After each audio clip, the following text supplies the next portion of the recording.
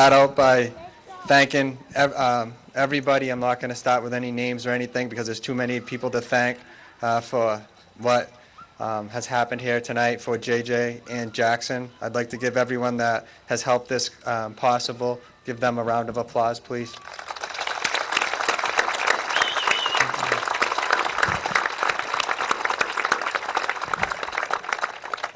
As you can only imagine, the horrific roller coaster ride that we've gone through since basically June 21st when JJ first got sick.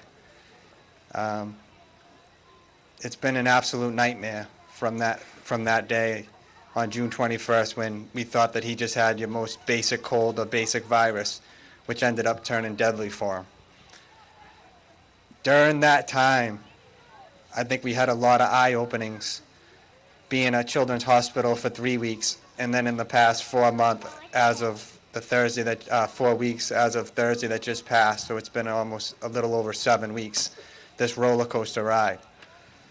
And during that time, you rarely see and you rarely recognize what life is really all about.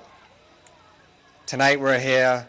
The main goal is to get the message out about being a blood donor, being an organ donor, and being giving blood also. I wasn't an organ donor before JJ got sick. I didn't even think to enroll myself, and I didn't know it was as easy as just going online. If you don't want to do it tonight, all you have to do go online, and if you know anything about Google, just type in organ donor, and then it's not difficult from there. It's not difficult at all. When I found out at the hospital JJ might need a heart, that was one of the first things I did. I went right to a computer and I became an organ donor on the spot.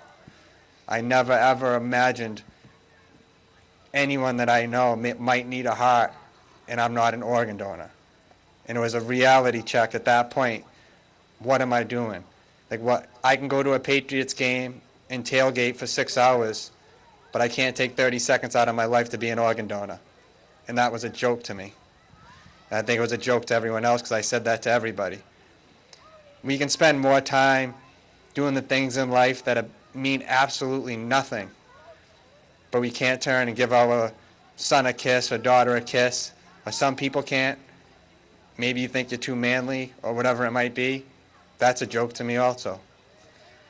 Thank God, speaking for myself, I told JJ every single night that I loved him. Because obviously this is difficult enough.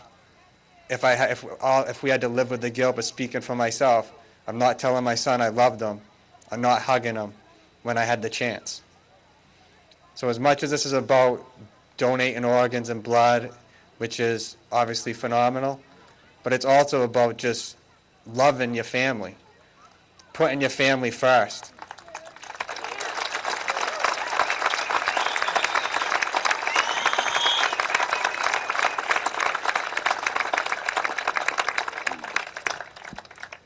Your family, obviously, with what you see, what we're going through, can be taken away from you in 1 second, 1 instant. And it's not difficult. It's so easy to criticize people and give people negative feedback. But we can't tell them how much we care about them, how much we love them, how proud of them we are. All the little things. We can fight over budgets and all that crap, and that's all it is crap. But we can't do the little things, and all it says is, I love you, I'm proud of you. That's all it takes.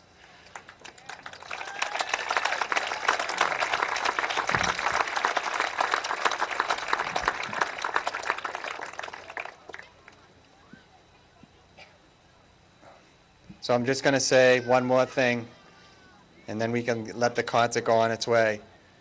One more time, I'd like to thank the whole community also, because the community's been absolutely phenomenal during this whole process.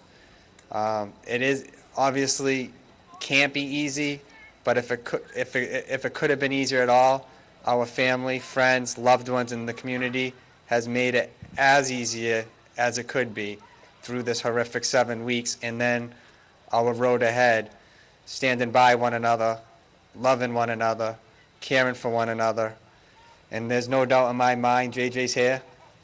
He always wanted to play football on this field when he got to high school. And there is going to be a gentleman playing in his honor this year, and he's going to be wearing JJ's favorite number, 21, this year, and that's going to be Andrew Fulford. So when we see Andrew Fulford running, that will be JJ.